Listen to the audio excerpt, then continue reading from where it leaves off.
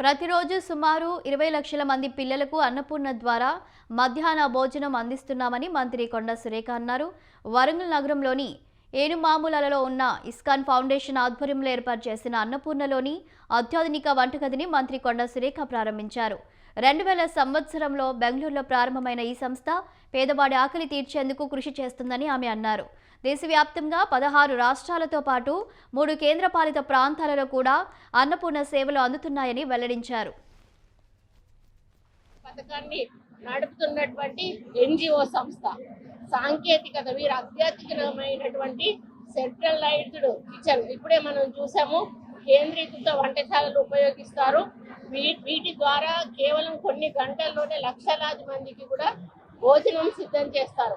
ఉదాహరణకు ఒకే గంటలో 40,000 చపాతీలను కూడా తయారు చేయగల యంత్రాలు వీరి దగ్గర ఉన్నాయి.